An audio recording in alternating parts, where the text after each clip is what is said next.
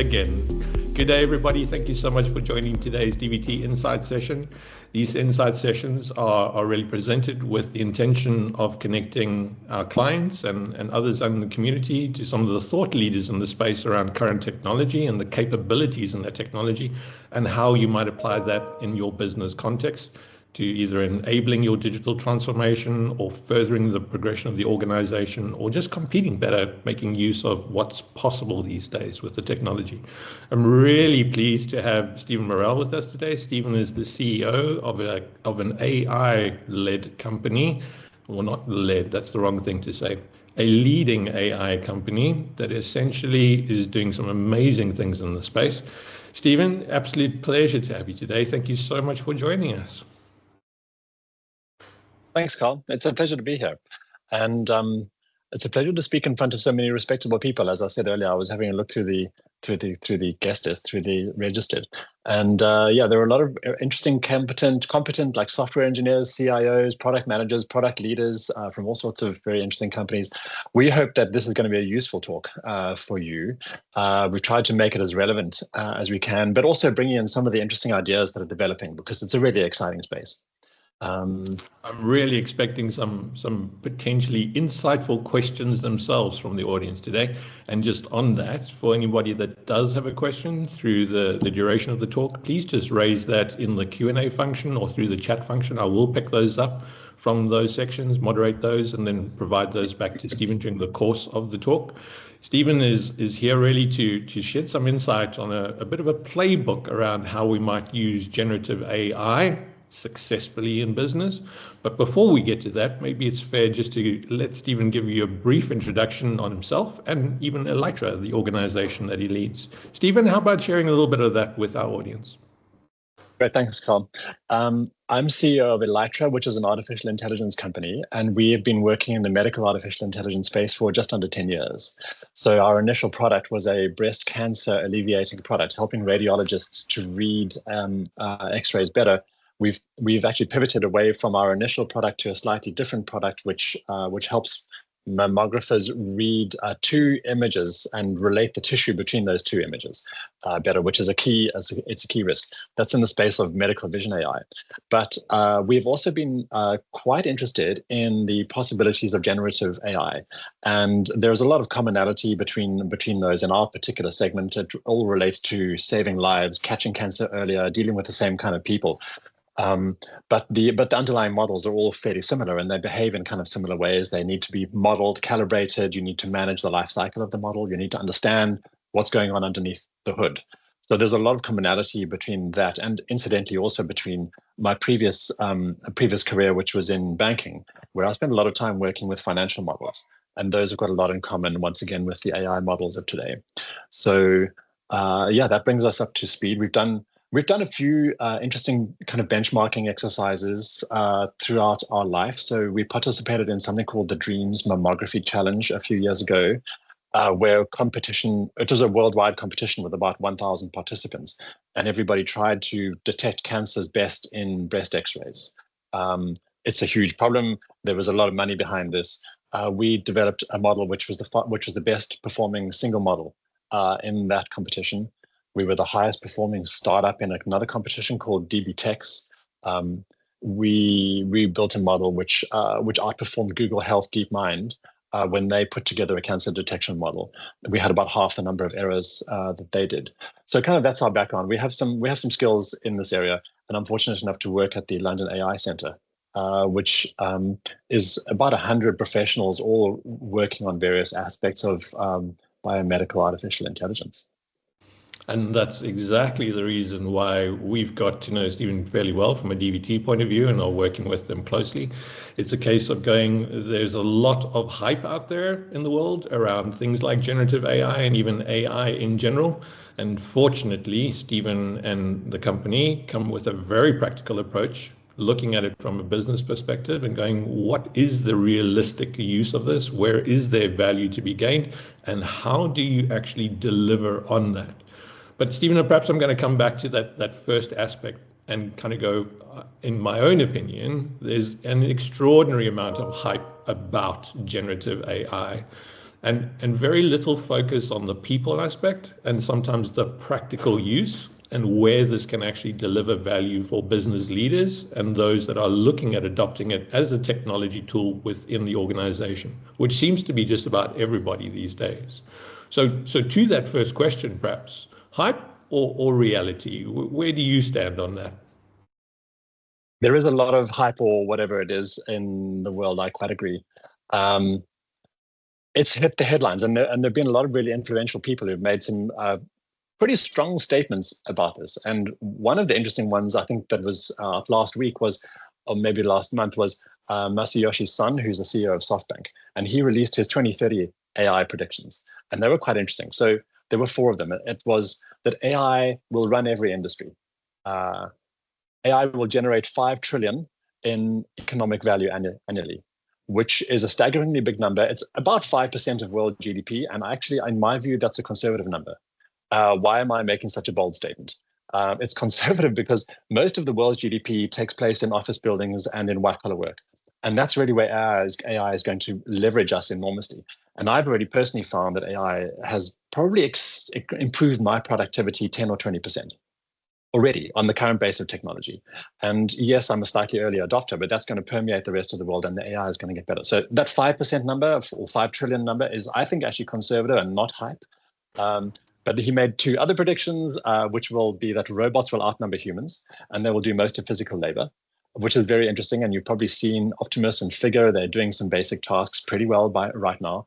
And the last one is that, and this is going to be very controversial for many of us, chips will surpass human intelligence and they'll redefine decision making. Now that's interesting.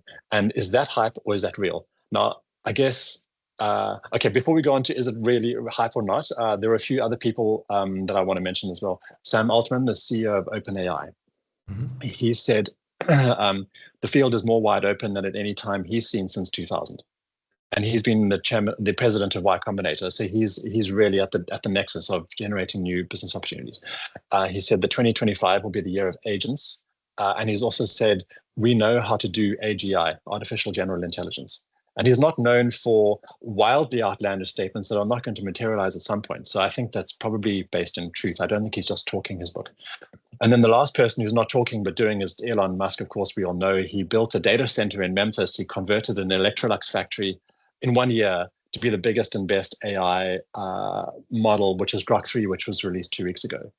And he's gone from a standing start to being the best AI model that's been released. He's beaten OpenAI, who's been around for about 10 years. And he built this data center with about 234 million megawatts of electrical capacity. They used a third of the cooling systems in the entire United States to cool their GPUs. It's really a gargantuan AI training facility. And he's going to continue to exploit that and make his models better every year. So he's betting it's this enormous amount of investment that AI is going to continue to improve because he's going to reuse this training center again and again. And I mean, personally, I wouldn't bet against Elon. If we're going to be designing our strategy, let's rather design a strategy which aligns with his view of the world, because it's been pretty accurate so far.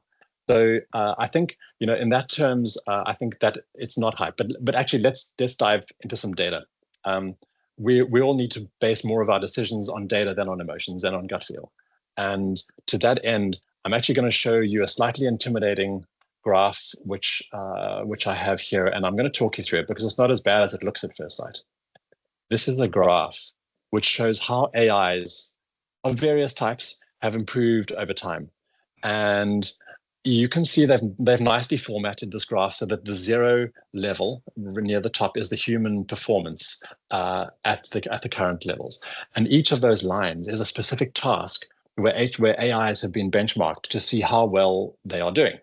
And on the far left-hand side, you'll see something which is the handwriting recognition. The axis is a little hard to read, which started in 1998. And that's recent, like about 10 years ago, become better than humans. And then there are other things like reading comprehension, which has also now become better than humans, and image recognition, which is better than humans, and. So, I mean, you get the point. Everything is trending towards being better than humans. And this is the interesting thing. Look at the slope of those lines. They started out like this, and they're now just nearly vertical. And there are a few at the end of the graph in 2023. This is a slightly old graph, which says they're not quite better than humans yet. In fact, they're only, for complex reasoning, about half as good as humans.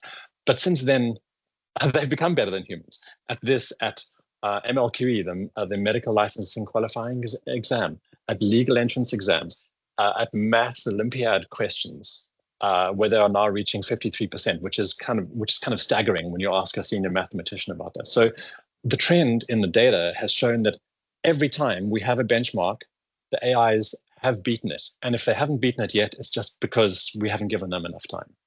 So I think this data shows very clearly that we're going to be that AIs are going to be better than people. Or we need to set higher benchmarks, I think. Oh, in fact, that's a very common problem. I'm glad you brought that up in the industry, because it's known as benchmark saturation.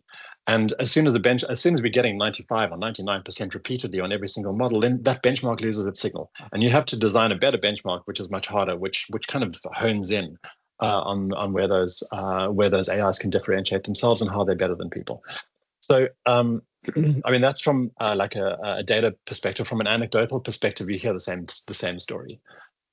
So one of the stories is from a very well-respected professor called Ethan Mollick, who's at Wharton, and he's a professor of AI and entrepreneurship. And I'm just going to read you a quote that he put out on Twitter last week. He said, "There's an interesting data point on OpenAI's deep research, one of their most recent models. I have been getting a steady stream of messages from very senior people in a variety of fields who have been unsolicited, sharing their chats and how much it is going to change their jobs. This has never happened with other AI products." And I found the same thing. Last week, I asked GPT-01 Pro to write me a client pitch brief. And it took 10 minutes, researched 70 different sources, and wrote a 5,000-word essay on pitching to a healthcare provider the benefits of using conversational AI. And it was well cited. It was targeted. It analyzed the CEO, their roles, their personalities, their interests. It did a better job. It did a better job than me. and it would have taken me a day, maybe 2 days, a bit of like a day, kind of that order, to do that kind of piece of research. And it did it in 20 minutes. Maybe it was 10 minutes. And yes, it was expensive. It cost £200 for the monthly subscription. But I think in that one piece of research, it actually kind of paid for itself. So, all of the pointers, like whether they are the statements of these fairly credible people, or the data, or the anecdotes, are all pointing towards the fact that this is in fact not hype. And it's hard to tell, like at the beginning, it's hard to tell a fad from hype, a fad from a trend. In this case, I think we've got the data to show that this is not a fad, this is a trend. And I think we're seeing that in sort of the typical research organizations and the consulting groups like Gartner and others, that the typical hype cycle has kind of shown these things progressing, and peak of expectations, etc., all coming around to starting to move towards the real implementation. So if the hype is not hype and there's real value in this, Stephen, is there a use case that you can share? And of course, we have one in mind, where you go, look, this is how it's really being applied, and the type of value that's coming out from applying AI technologies within a business context? So identifying those use cases is a really interesting question, because you have to intersect two different worlds. You have to intersect what is the current IT or AI capability with what are the pain points and the needs in the organizations. And those problem sets, or that knowledge sets, typically live in different people's heads. And so bringing those together is a challenge. But we went through some of these iterations. We're kind of adjacent to the screening world, where we see a lot of people don't attend their breast cancer screenings, or their cancer screenings in general, or their health screenings in general, for that matter. And we have some colleagues and advisors and assistants that work kind of in that world. And the intersection for us was conversational AI, because there is an enormous pain point in conversational AI. And there's enormous ability to deliver. So this was our low-hanging fruit. So we're working with, confidentially, I can't reveal the name of it at this point, but we're working with a large UK health provider who we'll call ABC. for want of a better name. And ABC has a call center of 500 staff, which is onshore. It's expensive, but it's actually woefully underbuilt. They need double that call center capacity, and they are considering building a new one, which will cost them £11.5 million, or maybe even shutting down the existing one and building another call center, which is twice the size to hold 1,000 people.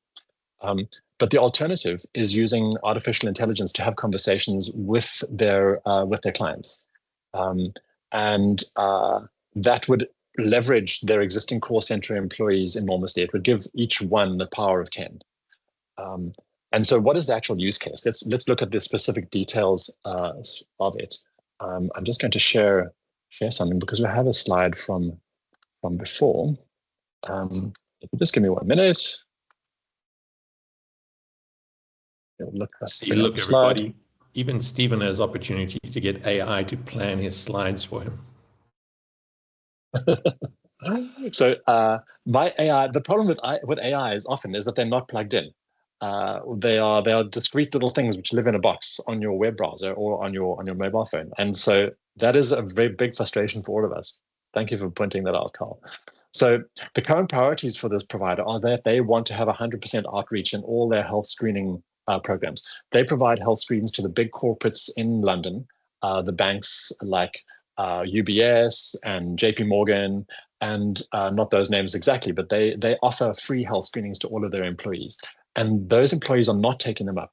Between 40 and 60% are taking up their free health screening, which is provided by the employer, which is crazy because it's a really good service. And it's also losing a lot of revenue for that healthcare provider because they can only charge for the screenings which they have done. So they were set this target of reaching out to everybody who's eligible for a screen and trying to persuade them to come in, and they failed. They've used some of the basic techniques like emails and letters, but those are saturated, and we all know that. So as soon as there's a cold outreach campaign method that's easy, it's useless because it gets saturated. So that doesn't work anymore. So they're failing on their outreach because they tried calling people and they just don't have the capacity. They were reaching 10 or 20% of the people that were eligible for their screens. And by the way, these are hard-nosed financier or investment banker types. If they know that they're getting something for free, the chances are they'll take it up. But they were just not aware of it. So this is the big problem that they have. They also have another issue in their company, which is secondary care leakage, because they have a large number of primary care physicians who make referrals to specialists, and then those referrals get taken up out of network. So they lose all that revenue because it goes out of their company. They weren't giving the good client-patient service. There was a big gap between what they were delivering and what they should be delivering. I mentioned the call center capacity. And they had a holding company from the United States, which was scrutinizing them because they had a high concierge-based service versus the more more supermarket type US service. And so the US managers were giving them a lot of scrutiny, saying, "You guys need to do more with less. You're not shaping up." So, so this was the genesis for our pilot, and we do multimodal outreach. And so here's an example. I'm just going to play it for you, just to show you what it looks like. Oops, if I can get it working. Okay, that one is not working. Let's go straight to the video-based pilot. This is me talking to. Can you hear this, Carl? Is it coming through okay? Nope, not yet, Steve. Nope. Nope. Okay, I know what's the problem. Sorry, guys, give me 1 second. I'm just going to stop sharing and share again because there was a. 3 years old. There we go. Can you tell me? Okay, let's go back to the beginning. All right, let's play. Hello, this is Sarah from Dr. Lewis's office. May I speak with Stephen? Hi, Stephen speaking. How can I help you? Hi, Stephen. I'm calling to remind you about your breast screening appointment. We noticed you missed your last one, and we'd like to emphasize how important these screenings are for early detection. But I don't have any breast cancer in my family. Is it really important that I attend? And I'm only 53 years old. I understand your concern, Stephen. While family history is a risk factor, most breast cancers are diagnosed in women without a family history. Regular screenings are crucial because they can detect cancer early. often before any symptoms appear, making treatment more effective. Your health is important, and we're here to support you in staying on top of it. Okay. Sorry, I'm really in a rush. You're going to have to speed up and cut to the chase. What are the have you got any stats to back this up, please? Of course, Stephen. Statistics show that regular mammograms can reduce breast cancer mortality by about 20%. Okay, so I'm going to stop it because I think the idea has been conveyed that, this is responsive. It was listening to me. It was actually going on a little bit. So you probably saw my frustration leaking out at one point, but it does respond. So you can interrupt it and you can talk to it a lot like a human. It's responsive, it's persuasive. I wanted data-orientated persuasion, but somebody else may have wanted emotional reassurance. And the important part about AIs is that they can be adaptable and they can tailor their message to meet the requirement of this specific caller, and it's persuasive. It really works. I mean, there was a study which was done in Switzerland in March 2024, which showed that GPT-4 was 81.7% more persuasive than a human, and that was an old model. Right, that was GPT-4, and now we've gone through that and GPT-4o and GPT-01 and o3, and the models are getting better, and we've got Grok, which is even more persuasive. So that was an old statistic. This is another one of those lines on the chart that we showed at the beginning, where AI is getting more persuasive than people. And we're trying to use it for beneficial purposes. We sold this concept to HCA. That they really like it, and we also went through some of the other issues with them, like what are the issues going to be like? Actually, let me first of all come back to the return on investment. I think that's probably be a more interesting part of this for the current audience. If you just give me 1 second, I'm going to show you the return on investment slide. While Stephen's bringing that up, I forgot to warn you, audience, that Stephen, being an ex-quantitative analyst, is either going to bamboozle you or completely persuade you with statistics today. So please note that none of them are filtered by us, and they are completely made up by Stephen as he goes along. Thank you for the compliment, I think. So I've tried to block out some of the extraneous confusing details on this particular set of financials. It's not for confidentiality purposes, because if anybody's interested, we can have a follow-up call and we can take you through these kind of details. But really what I wanted to highlight here in the remaining text is that there are 500 call center staff, of which 200 are involved in these screening and secondary referral calls. They have a mean wage of about £28,000. And so the bill is about £5,000 per year for this group of staff. And they're supposed to do for the healthcare 100,000, but for the others, another 80,000 calls. So it's nearly 200,000 calls. And the revenue that they get for the pickup is £500 per revenue that they pick up. It's not only from the initial screen, which can be quite quick, but it can also be from extended screens and all of the follow-up consultations, which come from this. And even if we do a conservative projection, which is validated internally by the healthcare providers group, the compliance rate goes from 60% to 85%. So we are more than halving, just over halving the non-compliance fraction of this. And then other constraints aside, that gives us, it's actually about a £21.5 million increase, slightly different to the number shown earlier, for a net impact of $7.5 million positive per year. So, the payback is staggering. The charge for our pilot on this is £100,000, which really just gives the concept. It gives the proof of the concept. It shows that there is data. It flushes out the issues. Often those are human issues, but there can be other issues. And it flushes out all these problems early on so that we can make an informed decision about whether to invest the bigger number in a production scale out. But the important thing is the speed and the cost are manageable and tolerable. And even if there is a negative result, nobody has put their career on the line for some fanciful AI whimsical idea that's then going to fail in practice. This is a measured and a managed and a responsible way for rolling out a piece of AI, and we need to do that. I mean, our preferred method of deployment is incremental, and that extends over a number of dimensions. I mean, one is like the size, but then also in terms of the risk absorption of the AI, it has to be an incremental risk absorption. AIs are currently very good co-pilots, but they're not that good at being autonomous. And we've seen that everywhere, including in driving. When I got into a Waymo in San Francisco a few months ago, and it was wonderful, but it was fully autonomous. But they had a long time when they were being semi-autonomous, when they had a person in the car who was sitting there with their hands off the wheel and ready to take control at any time. And that analogy applies to corporate environments where we're using call centers and other kinds of techniques as well. So that's kind of the motivation.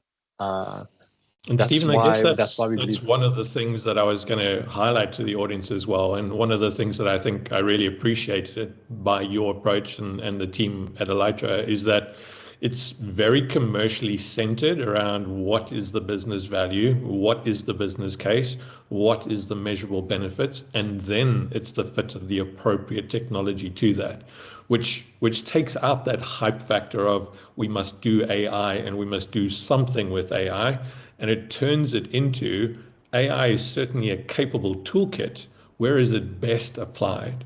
Is that something that you're finding that the execs that you deal with are open to and actually embracing in terms of going business case first before technology selection?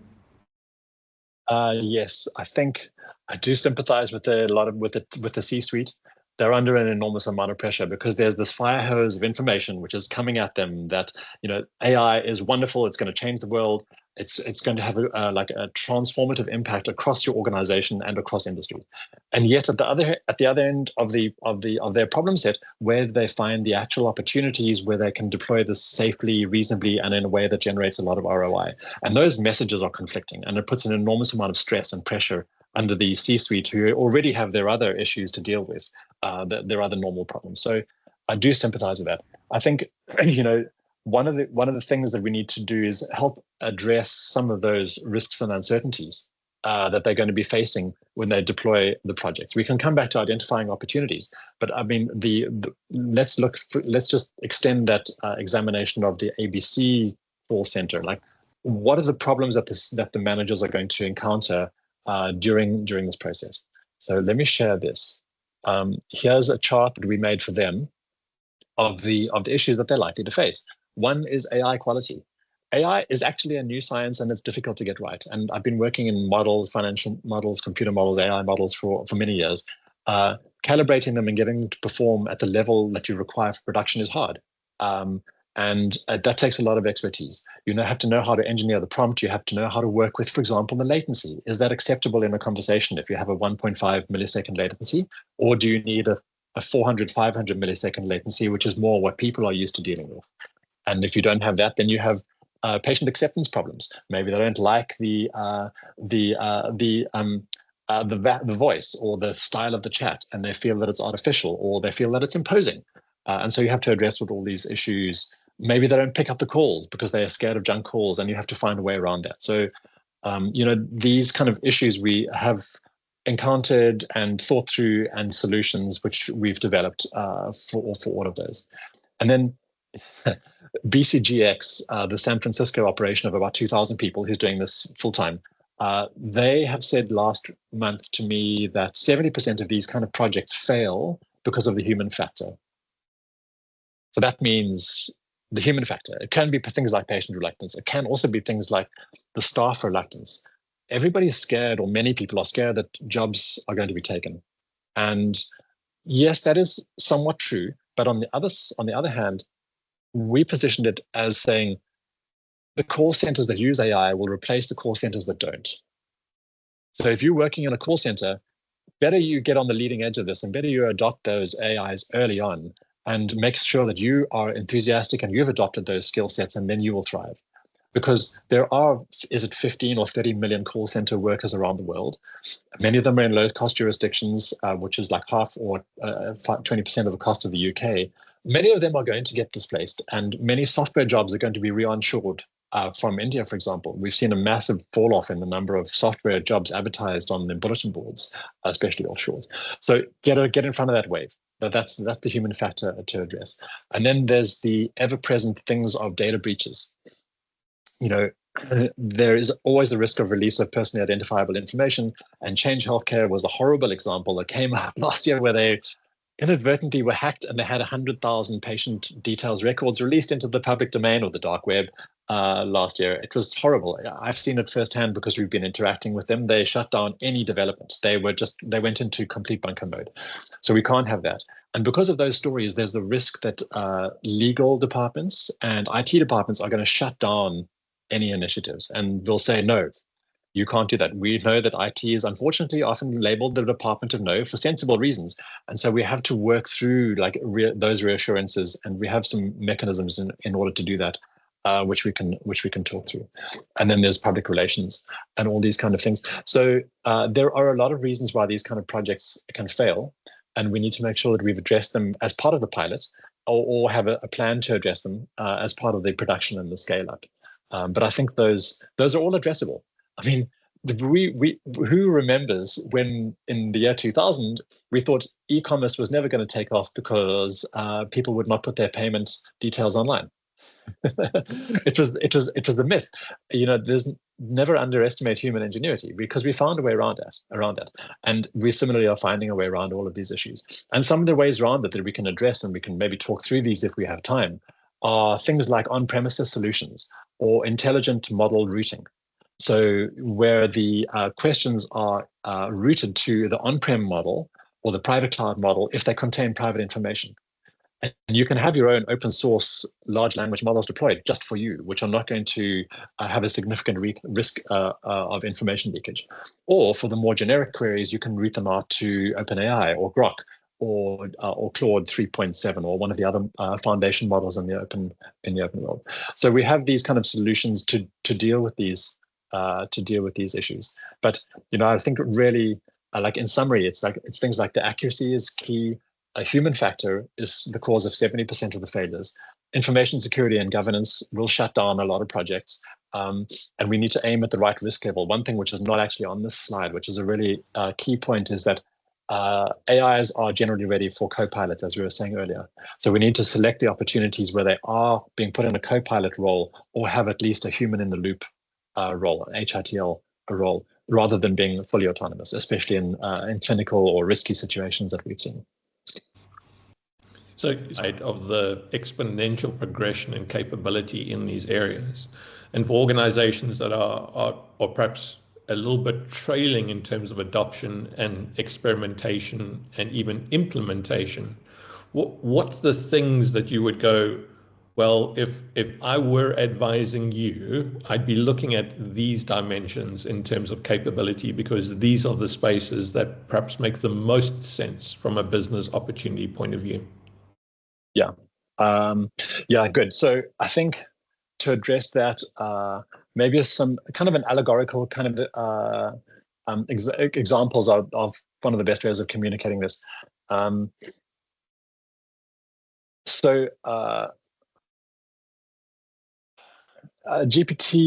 latest GPT models are better at differential diagnoses than people. And that was some recent research which was quoted by Ethan Mollick, the respected Wharton professor that I mentioned earlier. I can provide the source.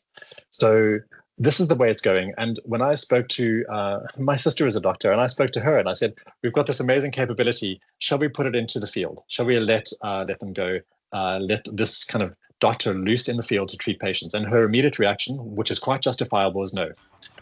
You can't do that because it's too risky.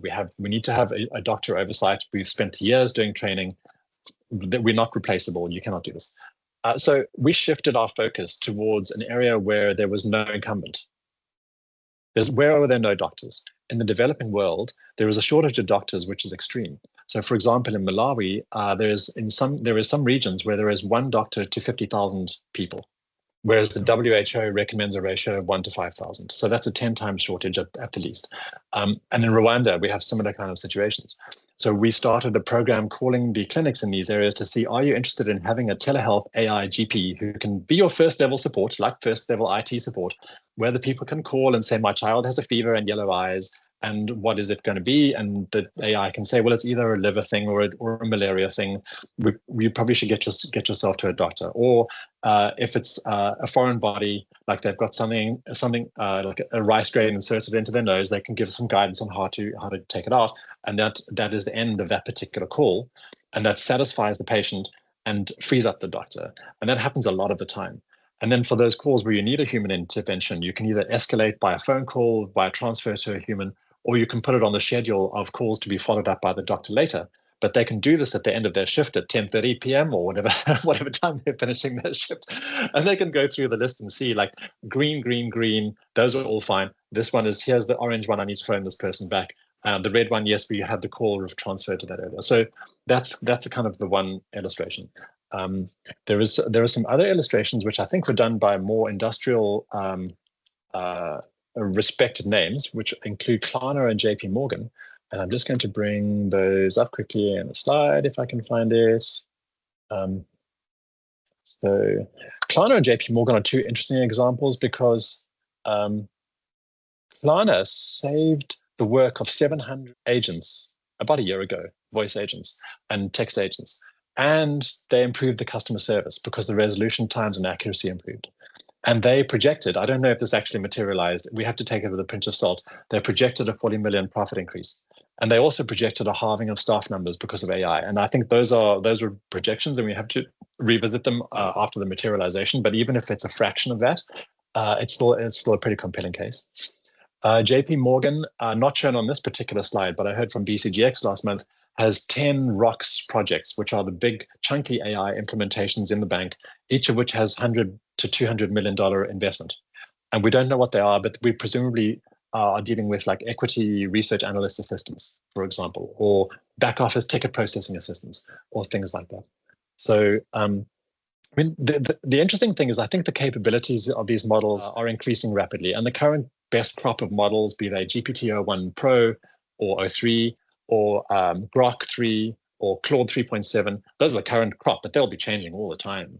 They are PhD level at most topics, which is an incredibly bold statement to make, but it's been backed up by some research. And they compared these models to PhDs, actual PhDs, and their actual answers within field and out of field, and these models were comparable. So suddenly we have all of this intelligence at our disposal across different fields, and how are we going to use it and deploy it in our organization is a really hard question. It's a question which begs being devolved into the organization, in my view, because it's too big for just the CIOs to dictate, here is the specific opportunity. We need to devolve the ability into the field. And one of the reasons that I say this is because it's hard to know what it's good at. I mean, I found some examples that it's good at, which I'll come to in a minute, but it's variable. And Ethan Mollick, with that name again, has called this the jagged frontier. So it's good in some things and it's bad in other things. And it's getting better in most things all the time.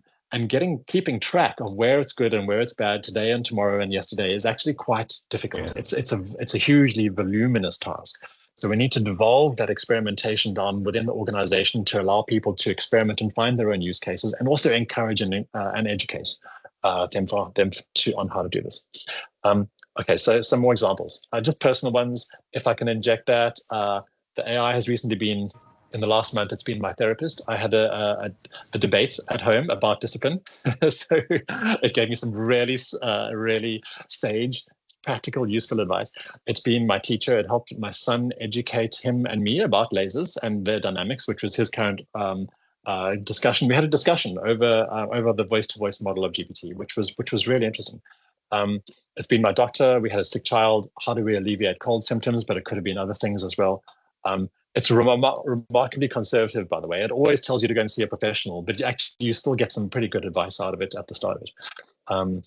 It's been my lawyer. I recently had a penalty charged against me from the taxman, and I wanted to find out what the counterpoints were and the likelihood of success and what approaches I should take. And please write the email to the taxman and did a really good job. So.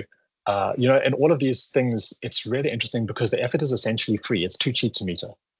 And we're used to living in a world of scarcity of effort, where you've got an intern or a junior that reports to you, or somebody who works in your team, and you can give them one assignment. And it takes them 3 days to come back. But with this, you can say, write me 20 different emails. And I did this. Actually, I did 3 different emails to be balanced.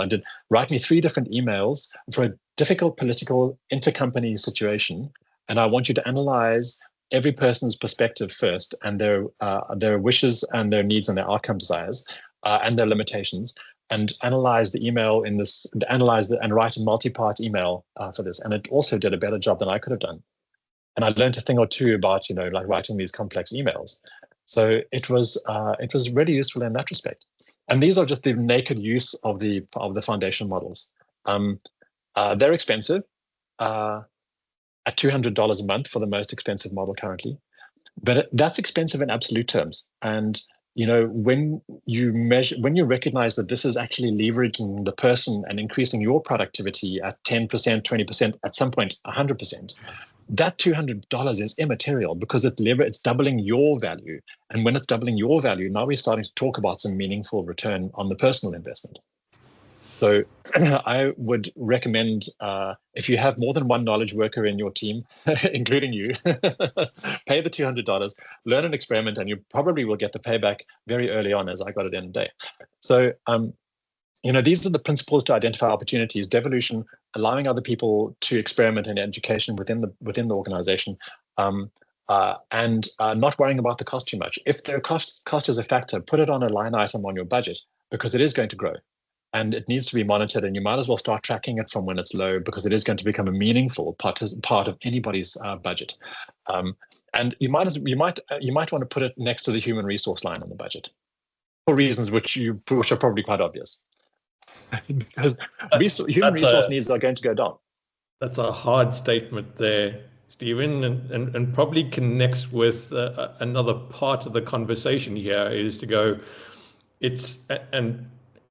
it's great that the capabilities are building as fast as they are, and the applicability is ubiquitous in a business environment because of the emulation of human capability and the scale that you can apply and the rapidity of response from the solutions. But there's also still a lot of hesitation that comes from executives and others, with the Department of No right behind them going, what about the data? What about the protection of IP? What about our data leaving the bounds of the country, and that being a legislative issue, either GDPR or POPI here in South Africa as well.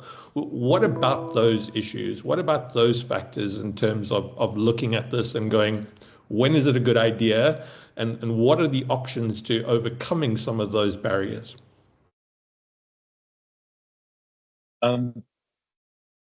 So don't underestimate human ingenuity as the principle that will guide us here, and the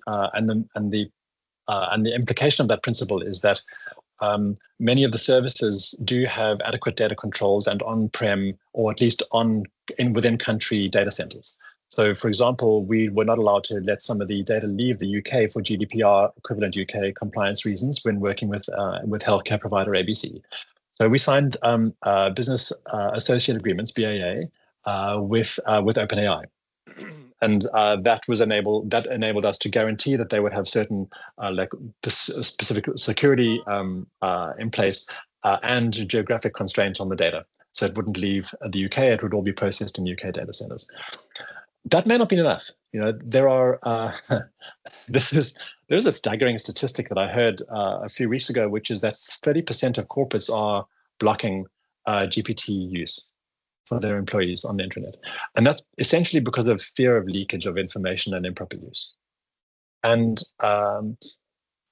from anecdotal stories, I think that that's probably about right, because there are a lot of companies that are blocking this, especially the financial and healthcare institutions who don't want that private information to leak out. And the problem is people are going around it because they're picking up their mobiles, they're using their personal laptops to do their queries. And yes, there's an air gap, but there's still a risk of information leakage. So one of the solutions that we are quite excited about is model routing and model selection. So we've got this zoo of models. Some of them are the foundation models that we've been talking about, the OpenAIs and the Groks of the world. And some of them are the new arrivals, the open source models. And they're really good. They may be 6 months or 12 months behind the frontier models because they're often built with much lower budgets. But the algorithms are still really good. So DeepSeek is another example. It made the headlines 2 weeks ago. It was a fantastically high-performing reasoning model, DeepSeek R1, kind of on par with OpenAI's O1 model, a little bit behind, but free and open source, and you can download it and you can put it on your server in your building, and we did that. And it actually works really well. So my CTO, Michael, has this running for his own purpose, and he can route his queries to DeepSeek as opposed to routing the queries to OpenAI or Grok. And he has the same interface, and he just has a drop-down box which says which model do we want to select it to. Currently it's manual. It'll soon be automatic based on the parameters. And then he can route his queries internally, and he can monitor them, because we can send them off to a filter which flags in red, amber, green status which are the problematic queries, especially if they're going outside. And it saves costs because it can be run internally. And there are all of these benefits. And also, model routing is really helpful, because sometimes you want a particular type of query to be a long, slow, expensive thought process, like the client pitch that I mentioned earlier. But sometimes you have 10,000 addresses and you want to run some arbitrary semantic function on them. Let's say, like, identify the addresses that are south of Tennessee, for example. And that needs some real understanding, but not a huge amount. So you can put a small model on it, like GPT-4o Mini, or one of the smaller DeepSeek quantized models, and it can click through these situations really quickly. So that's a nice way to kind of route the models. The other part of that tool, which, if I can just mention, is that we've been saying that the models are not plugged in. They're kind of in a little box. They only know what you tell them in the query. And that is a huge limitation, because it limits their input and limits their output. But that is being broken. They're breaking out of the box. So the first part is we need to fill in all the context, all the prompting, all the background to your question needs to go in. If you ask a model, write me a SWOT analysis on my company, it's going to fail unless you give it all the business plans. So that context needs to be filled in. And the big need that we've personally experienced is that the model needs access to all of your personal data when you're asking it a question. And I would be very happy if my model could read all of my emails, selectively the relevant ones, and all of my notes and all of my documents and all of my intranet that I have access to, and feed anything that's relevant semantically, not by keyword search, but semantically, meaningfully relevant, feed that into my queries. So we built that as a tool as well. And that tool it's currently being used by my CTO, Michael. I can't wait to get back to London to put it onto my computer, because it's the one I've been wanting for a long time. That tool will allow us to ingest all of our local relevant knowledge. And I think this is meaningful, because one of the biggest frictions on world GDP growth from a very high level perspective is information opacity within organizations. You don't know what your predecessor knew. You don't know what your colleagues knew. You sometimes don't even know what you knew. And for example, I have my Fireflies, which is taking my notes of all my meetings that I attend, and my AI is able to go back and look at all my Fireflies notes from the past and remember all the things that I've forgotten. So that kind of information opacity is going to be a huge leap alone, let alone if you can feed that into an AI.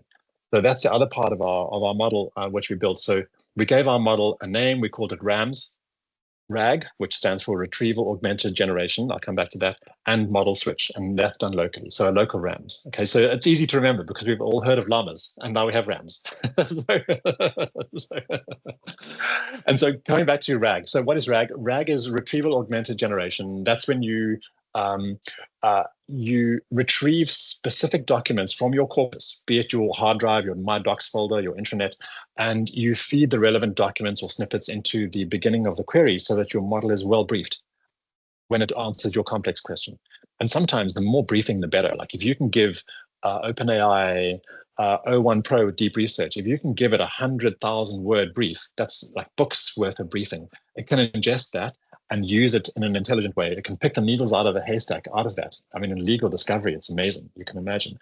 And it can use that and synthesize that into a good answer. So the problem is getting all that information in is really cumbersome, and it's a really big friction on the practical use case. So that's the input side. And then the other side, which I mentioned, which is liberating the model from the box, is we're on the cusp of that right now. And that's what's so exciting about the next few years. Computer use agents are arriving, and Microsoft has just released an open source one last week, by the way, which allows the AI to do whatever you're doing on the computer. So it can see your screen, and it can move your mouse, and it can type, and it can understand your screen. So here's the example that I found frustrating. So last night I went for a run. I felt some pains in my chest, and I thought, okay, is this a stitch or is this a heart attack, which is happening now? Okay, it was a pretty strange question. Most people wouldn't even think about like that. They would just carry on with their run and say it's probably just a stitch.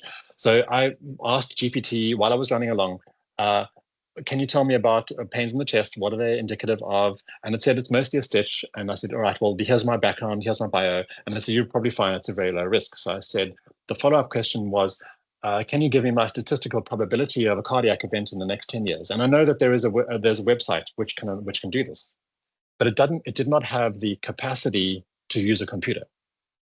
So it didn't know how to go to the website and fill in all my personal details in the boxes and click the submit button until now. So now there are open source tools that can do this, that you can run on your computer, which will allow the the AI to control your screen and effectively get that result for you. And then it would have been able to pick out my result, which said you have a 3.4% probability of a cardiac event in the next 10 years. So in summary, we're working on both the inputs and the outputs legs of these AI models, which will liberate them from the current constraints box that they have today. So I think the future is pretty exciting. Which is also the cannibalization of past technology now with new capability, generalist capability within the AI toolset. So previously in the robotic process automation space, there were particular tool sets for things like optical character recognition and then processing documentation, but very much a recorded process, dumb process that an agent was executing in terms of move to X position on screen, click, enter text from structured tables, etc., and doing that. Now that's being revolutionized with the capabilities within both generative and regular AI sets of functionality.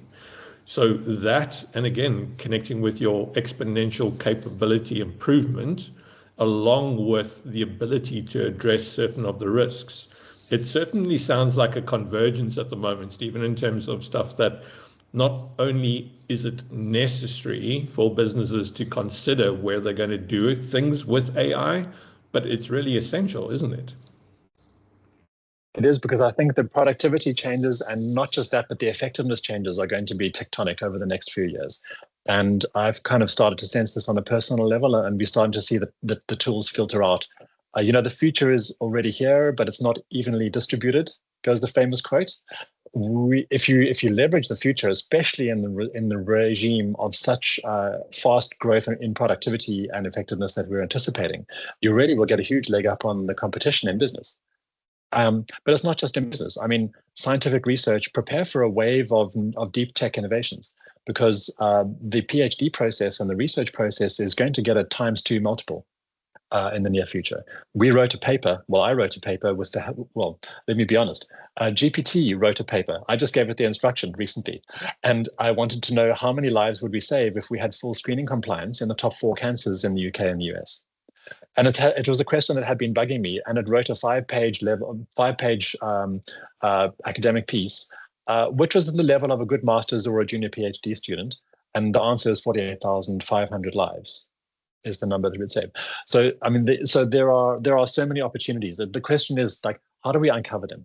How do we manage the jagged frontier? How do we liberate our people and our tools and our system from these previous brittle? You mentioned RPA. I agree. It's a great example, but it's brittle. It's not adaptable, and it's not usable by the end user nearly as much as these new processes are. Well, if I'm allowed to venture an answer as to how we're going to do that, we're going to engage with really smart people like you and the team at Elaitra in order to have a guided process that takes into account all the considerations, both technical, legal, and people orientated, in order to deliver on successful projects. Stephen, I think that's been fascinating. I would continue to talk to you for hours. You know that I've abused much of your time in the past, and I'm happy to have had the chance to talk to you again today. I just want to give our audience a chance. I know we don't have much time left, but if anybody has any questions and you'd like to raise those either in the chat or on the Q&A function, just drop those through very quickly, and perhaps we can pose 1 or 2 of those to Stephen if you have anything. Stephen, maybe just in the interest of time, if there are any sort of final comments that you would want to make sure that folks are either thinking about or alternatively take into consideration before they embark on the journey with AI tech within their business? The new economy is going to look different in a number of dimensions. The leading foundation models will always be pricey, but always be worth it for cutting edge stuff. But the most models will become too cheap to meter. So the open source models will be following 6 or 12 months behind use them for the bulk. I think corporate AI budgets will nevertheless explode. I think we are going to see a fall in HR costs in much the same way as farming is now 3%. We saw that, soft AI, there's going to be a reduced demand for offshore development in IT, for example. We also saw that, there were weird implications here. Google is asleep at the wheel because they have tried to do this Gemini email prompting service where Gemini starts drafting your email for you, drafting a reply, but it really isn't great quality.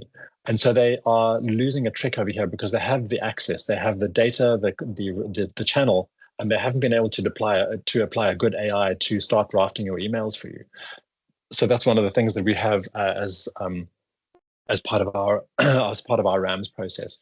We can start drafting emails as a reply based on the email that you wanted to do this. Yes. Well, I haven't seen anything come through from the audience at the moment. I think, as expected, Stephen, you've done an extraordinary job today in sharing your insight on AI, the approaches and what's coming and where the challenges are, as well as where the opportunities are. It's been absolutely wonderful having you here today on the DVT Insights session. And I think on behalf of everybody that